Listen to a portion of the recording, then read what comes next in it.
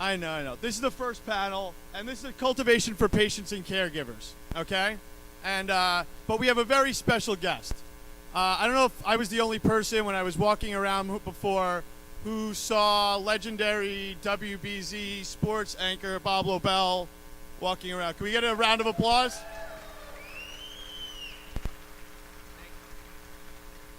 So I also want to thank Mike Can, who put this all together. And Mike came up to me and he said, Bob Lobel is here, and I think we should get him on the stage. I said, only if he wants to, and Mike said he definitely wants to.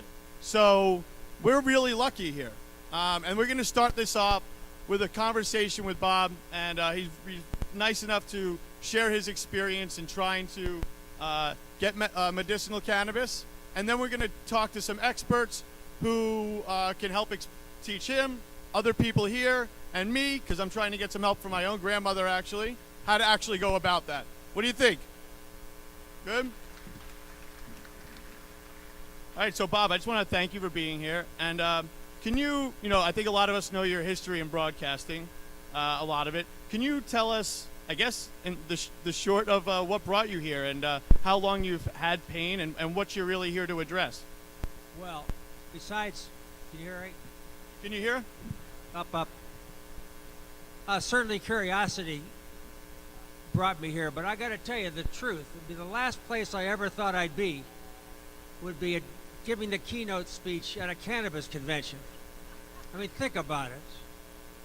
When I walked in here, and I'm here with a friend, we decided I just want to check it out, find out what's going on, and how close we are to finding places to distribute the prescriptions that I have had written. I had a prescription written by my primary care doctor in Needham for cannabis. She knows she had to send it to Oregon. My daughter lives in Oregon. She sent me all the paperwork as to what she had to do. Filled out the paperwork, wrote him a check for $250, sent the doctor's prescription, which said, show some compassion, and they said, well, I'm sorry, but you have to, as a physician, you have to be registered in Oregon.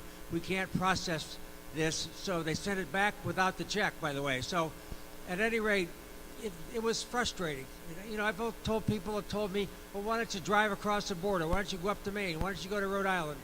But I don't want to have to sneak around, and I want to do it so I can do it. I just don't want to have a one-shot deal. I know this. I know how much it helps me. I've been on these crutches for like 5 years. That's when I started. I'm not gonna be able to give them up. I know that. I know that's my life from here on out, and I have to adjust. But the thing that's, I think, for anybody, the worst possible thing for anybody is pain. And that is the great leveler, the great equalizer. Pain is a problem. I spent a lot of time in a pain clinic at the Brigham and Women's Hospital. A lot of inventions have happened, like pumps that they put under your skin that pump into your spinal cord to take the edge off the pain. I can only tell you this. I don't know what was in the cartridge that my daughter sent me from Oregon. However, she was specific to saying, don't worry about it. You can drive after you do it. It's not going to have that effect. It's a pain issue. It's the stuff nobody wants, and it's the throwaway stuff. And she said, you know what? It just works.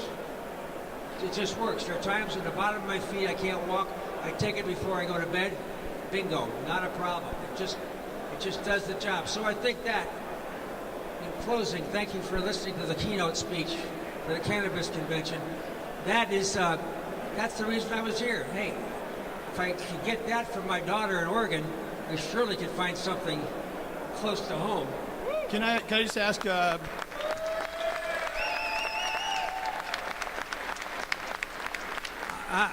I don't want you to blow the whistle on her about the mail, okay? Just leave her out of this. I'll take the responsibility.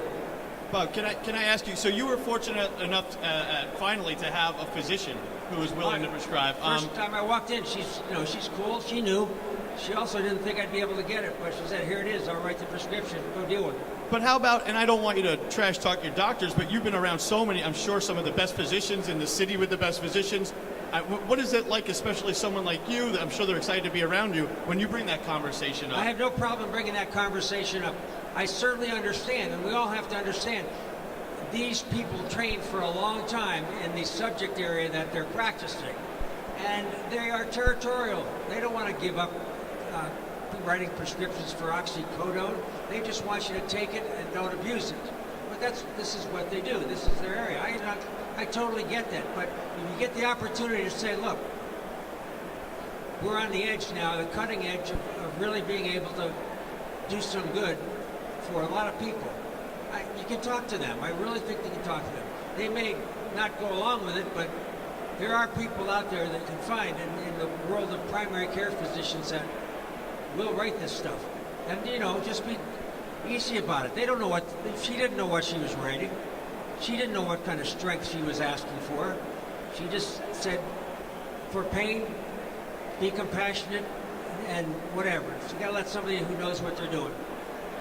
That's it. I no problem having that conversation with anybody. As a matter of fact, they probably would enjoy it because probably they're all afraid to talk about it.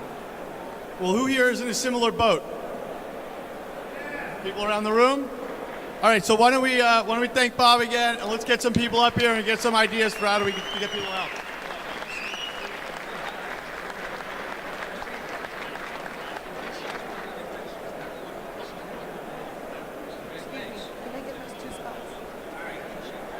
No, they're here.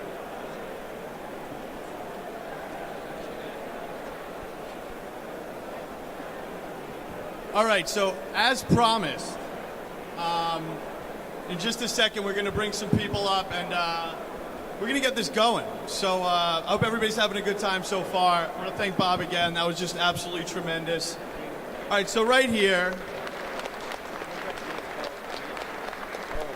first and foremost, and we're going to need one more chair, Dan, please. So right here to my left, we have Dr. Keith Saunders, and I never forget the doctor, and with many stripes to his name. Northeastern Institute of Cannabis, where I also teach, and also a normal board member for how many years? 5 years now. I'm going to have them both introduce themselves. And Scott Churchill from FCR Labs. Can we get a round of applause for these two, please? And they're both kind of all around guys. Scott really on the nuts and bolts of this industry, and I'm really excited to have them here. And as promised, we're going to try to get some answers. We personally, as somebody who edits the Blunt Truth column, Mike Cann's Blunt Truth column for Dig Boston, I try not to make it too insidery. I don't want it to always be only if you've been involved with this for your whole life will you understand this. So why don't we just start with Scott and Keith. Can you give a quick introduction of yourselves so that the people here, not just in this right now, in talking about patients and caregivers, but after, they know what they can approach you about. What are your real areas of expertise? Hi, everybody. Thanks for coming. Everyone hear me okay? All right. So my area of expertise is cannabis science. I work in a laboratory. We perform testing on the cannabis for the quality and the safety and the potency and the various compounds that are in it.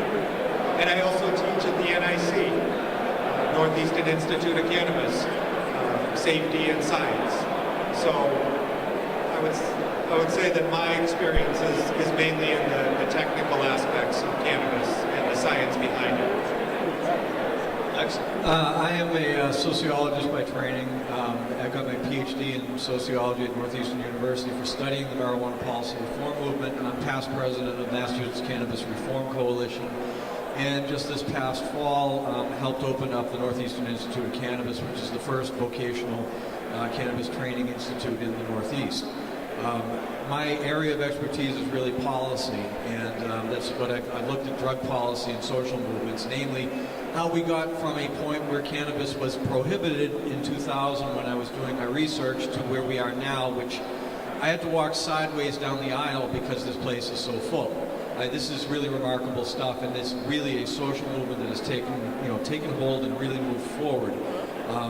So my area of expertise is the policy. I can tell you about how Massachusetts law works, what we need to do to fix it. Because there's a lot to be done. We do have legalization. People are sort of, jumping forward to 2016, imagining that's going to happen. But we still have to fix our decrim law. We have people who have been arrested in years past who still have that on their records. We have people who have been convicted who don't deserve criminal records for something that's no longer a crime. And so that's something. We also have to fix the medical law. So before we get ahead of ourselves and start thinking about legal marijuana, we really need to look at what we have right now. All right, that's excellent. All right, so we know where we are, who we got. We got the people who know what's up or up here. The next session, we're going to go with this one until 1:45. Take a quick break, and at 2 o'clock, we're going to get into the politics and look at the future. For now, I really want to focus on how people in Bob's situation, in others, in that exact situation, regardless of age or ailment, how they can, in this climate, navigate what we have. So we're going to get into how we can change the world we live in a little bit. But for now, I mean, I got to say, I edit a column, and I'm still perplexed about what the hell to do. So why don't we start? I'm going to start with a hands-on question, and I would like you to both answer. My grandmother is I think she's 88, and she's got a number of issues, and she's open to trying cannabis. But I don't have access to a bunch of strains, different ways for her to consume. We tried one thing, and she didn't like it. And now I'm back to square one. You can answer this question directly about this issue, but I'm sure this is a very common one.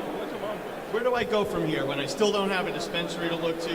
There's a couple websites. What am I doing here in Massachusetts? Well, step one is your grandmother needs to go to a physician to write her a recommendation, and that will cost about $200, assuming that she qualifies, and she probably will. That'll be another $50 that has to be paid to the Department of Public Health. That will get her registered as a patient. She is then, at that point, able to designate a caregiver, which is anybody that she wishes, who can themselves register with Massachusetts, pay $100 as a cultivating caregiver, and then begin to cultivate cannabis. However, if you are growing as a patient or a caregiver in Massachusetts, you have to tell the Department of Public Health where you are growing, and they are allowed to inspect that site, wherever it happens to be. So one of the pieces of advice I give to people is, if you're going to do this, cultivate in a garage or a detached shed from the house that has some heat in it, because if you do it in your house, they can walk into your house. So literally, you are giving them permission to enter. But as far as dispensaries, the first seeds went in soil last week. In one dispensary in Ames, and is it Amesbury or? I think Let's do a round of applause or what, everybody? Yes, there are now seeds in soil, and at this point in time, they might be sprouts. There will be shortages. Massachusetts policy is such that it's designed for a shortage model, not a surplus model. Basically, the Department of Public Health was given a grand opportunity, and they treated it like a burden, and they didn't want to touch. They really failed on this, and we need to fix that. So I'm going to follow up. So let's stick to caregiving system for a minute. So let's say we're following what Keith said. So I'm going to follow up with Scott and say, okay, with what I have access to at my disposal, how do we start experimenting, seeing what might work, researching? I mean, you're the guy who knows that stuff, right? Yeah, that's a really good question, and it's an important question. Right now, the way that we're set up, your mother, you said? Grandmother should take full advantage of the patient relationship with her physician, recommending physician. She should also make herself knowledgeable through all the resources available. And when it comes down to using the medicine in a way that's most effective, journaling is going to be extremely important until the body of knowledge catches up to where we need to be. Are there any particular resources for journaling, good websites or anything like that, or tips that you have for people? Because this is critical, and yes, with cooking too. Yeah, well, in terms of preparation of the cannabis, there's the entire grow process, which is extremely detailed. To grow cannabis into effective medicine can be done. It takes a bit of a challenge. The people who have some experience in this, unfortunately, the more experience you have in your background, the less qualified the state considers you to be. We created a medical marijuana policy, failing to realize that we already had medical marijuana. Suffice to say, there are already people using it medicinally and so forth. As far as procuring it legally, you can cultivate your own, or you will be at some point in the next few months able to go to a dispensary or to a registered marijuana dispensary in Massachusetts. But right now we are at a period of great shortage, and we do need people to grow it. I mean, it's without a doubt. That is the way that patients are going to get the supply that they need as soon as they can. As far as growing your own, at least you have the benefit of knowing what's in it. You know whether you're using fertilizers, you know whether that you're using pesticides. I wouldn't advise using either. You can use a fertilizer, an organic fertilizer, but avoid the chemical pesticides and metals and so forth. Scott knows from testing. MCR Labs has been testing now for months and has a body of what is available for medical cannabis in Massachusetts. And so the variety, the quality varies. He can attest to that a lot better than I can. But as far as people growing it for themselves, that's probably the best way to assure your quality. That's right. We also post our results for people to test, so that if you have a question about whether or not something has been tested and what's in it, it's available for you to see. So it's a way to confirm.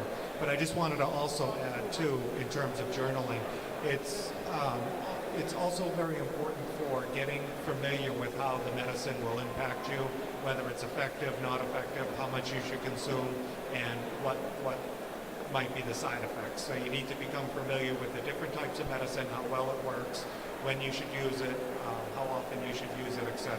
That's where journaling, keeping track of what works and what doesn't, and that sort of thing will be very helpful to the patient. And what are you actually testing for? What are some of the parameters that people should get used to hearing? I was just on the West Coast, and I walk into a store in Vancouver, Washington, and they have a percentages, right? So everywhere it's different. It's unbelievably confusing, even for a long time a cannabis user and an editor like me. Where do I even start? What are you testing for? What are some of the terms that people are going to expect to hear besides THC, including THC, whatever? Well, the most common thing that people are aware of are the cannabinoids, THC, CBD, etc. There are actually over 85 different kinds of cannabinoids. The most popular ones are being THC and CBD. If you look at the report, you'll see, depending on the laboratory that does the testing, we will be showing 6 to 10 different cannabinoids, depending on the report that you get.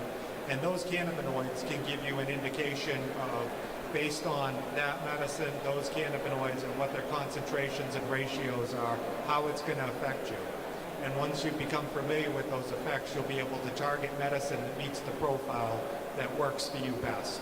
We also do safety testing. We're testing for mold, mildew, pesticide, any kind of contaminant that might hurt you, heavy metals, pesticides, plant growth regulators, things that are going to negatively impact or could potentially harm your health if you consume it. Now, what happens if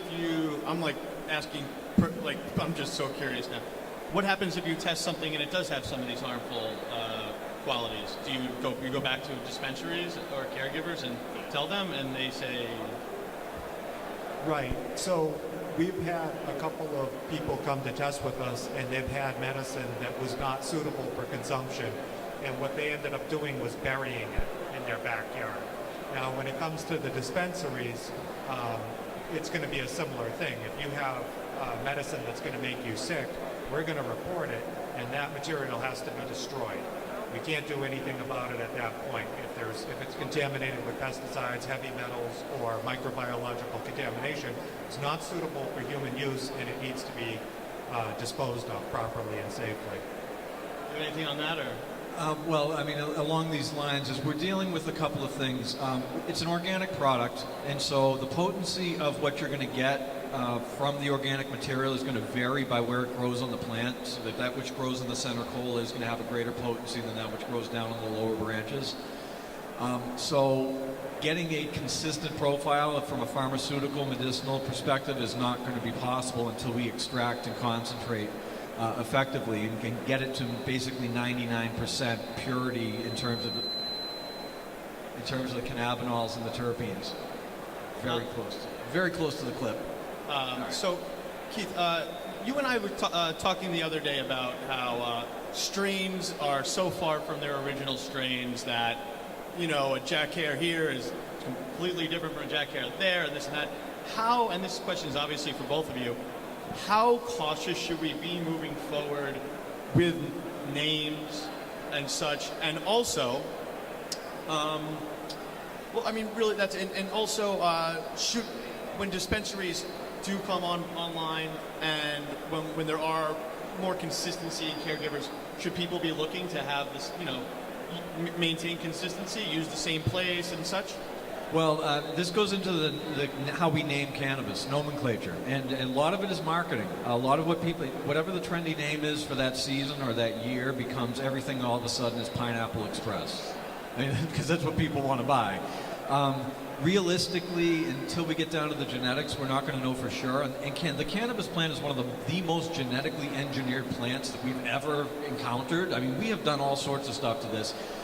The idea that they're being pure land races is kind of odd because we've been cultivating this for 5,000 years. So chances are whatever's growing wild has already had some human intervention to it.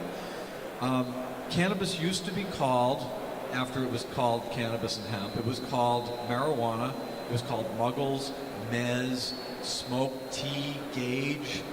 Then we get into the 1960s and we see a popularization of the marketplace. And now we start to see marketers. And now we have Maui Wowie and Acapulco Gold and Thai Stick, Panama Red, are naming the geographic areas from which these things came. Then we move into the 1980s and 90s, really into the 90s, and the winner of the first High Times Cannabis Cup 25 or 26 years ago was named Williams Wonder. And then there's Northern Lights number 5 and Skunk number 1, and names that have no geographic designation. Well, the reason being, everybody moved their production indoors where you control temperature, humidity, everything. And once you can do that, Amsterdam becomes New York City, becomes Los Angeles. Okay? Every indoor location is more or less the same. So we stop naming by geography. But what we get into is we get a whole bunch of people that are doing crossbreeding, back crossing, etc., and just pulling names out of the air, making up names. If you go through High Times or Skunk Magazine, you just see year after year a whole new string of names. What matters is the cannabinol and terpene profile. That's what matters. Everything else is just, it's I don't know, it's conceit. What is your cannabinoid and terpene profile? Along what Keith is saying, as a scientist testing the cannabis products in the industry, the name doesn't mean anything at all to me. Absolutely nothing. There's as much difference between something with the same name as there is with completely different names. And part of it is because of inaccurately labeled product, whether someone got seeds that they said had a certain name, or it could be that the seeds that were produced by something have different plants that grow from them, or it could be how the plant was grown, the conditions it was grown at. So for me, the name means nothing. Unfortunately, under Massachusetts law, dispensaries will not be allowed to proprietarily name their strains.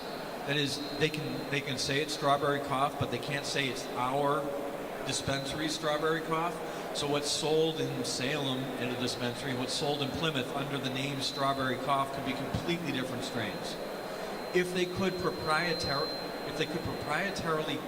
name their strains, they could say this is our brand of this and have some greater consistency and say this is, you know, whatever it is, ATC's strawberry cough, and then somebody else has their brand of strawberry cough. They will maintain their genetic lineage as closely as they can, or they'll modify as they can within their own supply. Here's something else that's happening in Massachusetts. Everything is vertically integrated. The only time that the cannabis goes from the grower, packager, processor, distributor model is to go out to the testing lab. And so they send a small amount out to the testing lab. The testing lab does the profile test and says, okay, this batch is this. And now you process, package, and so forth off of that batch. But realistically, For patients concerned, what you want is to know what your cannabinoid profile is, more than anything else, and your terpenes. We're finding out the terpene cannabinoids really have an entourage effect. It's kind of like some wine sort of affects you differently, even though the alcohol is the same. Some wines are a little bit more heady, and some wines are a little more hazy. Same thing with cannabis. Well, let's give we don't have 4 hours to talk about edibles, which is what it would take, but I want to throw it on the table. Not just edibles, but I'm sure there are people in this room who aren't interested in smoking, have never been interested in smoking. You could talk about rigs, but I'm sure there are people who don't feel like carrying a blowtorch around everywhere they go. I'm really interested in what kind of testing have you done with edibles or anything of this sort, or with activated marijuana, or just what kind of tips do you have for the people that are out there? This is the real Wild West. I was just in the Wild West where they sell 5-dose cookies. Anybody here ever eaten a cookie in 5 different sittings? So it's very confusing. Help the audience here. This is the first cannabis convention in New England. Help everybody get moving. All right. It's very important when you're talking about edibles that you consider the safety aspect of it. It's going to be very different than smoked cannabis.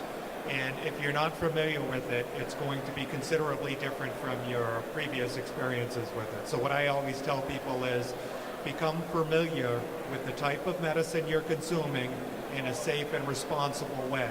Until you become familiar with it, it wouldn't be responsible to just be consuming it without knowing how much to consume and how it's going to affect you and for how long. Consumed cannabis comes into you, the effect comes on, it takes longer to come on, and it takes longer to go away as compared with smoked cannabis. And the main reason that, what you were asking about as far as activated cannabis, so a lot of people don't know that if you do not heat the cannabis product, the THCA, sufficiently, it doesn't become activated into the THC form. When you smoke it, obviously the combustion causes it to convert to the activated form. But when you're creating an edible, you either need to use activated form that's already been heated, or it needs to be heated sufficiently in your cooking or preparing process. Excellent. All right. Well, so I have 20 minutes left, and I'm glad I didn't forget this. Are you guys cool with opening the floor? Yeah. I think this is for you, not for me. So, do we have a cordless mic? We'll have probably time for a few questions. Who wants to raise their hand first? You. Here. We need a mic.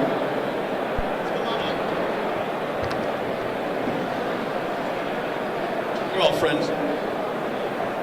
Question for you. What are using colloidal silver to produce seeds? What's your take on that? And will dispensaries be selling seeds? Okay.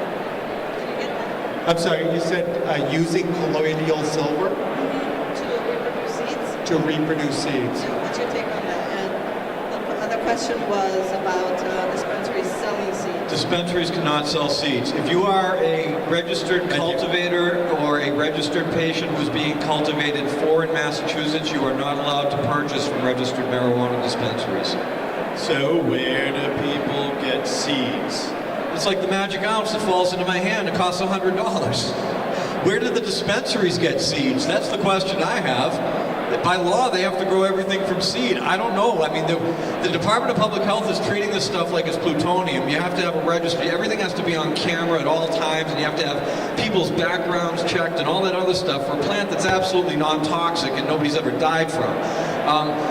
Where the seeds come from, nobody knows. This is the imaginary land we live in. And dispensaries cannot sell seeds, and you can't buy them. And if you want, there's a gentleman by the name of Mark Emery who made himself a decent fortune and spent 5 years in prison for making it available for people to buy seeds. They're advertised in magazines. There's a bunch of them. That's all I can say. To add to that, and also, any tips? She'd asked for one in particular, but are there any tips, growing tips in particular? Right. I'm not familiar with using colloidal silver for any kind of part of the manufacturing process of seeds. Limited understanding. I know the seeds come from the plant. I do also know that cannabis is a bioaccumulator of metals. So my bias would be against exposing it to metals unnecessarily. Okay, I've heard of colloidal silver being used under the care of a physician for medical purposes, but I wouldn't recommend the average person out there doing anything with any metals around the cannabis plant. Here you go. You mentioned that if you're able to actually cultivate yourself, Excuse me? if you're able to cultivate for yourself, you're telling me that I need to register with the Department of Public Health, anybody else will.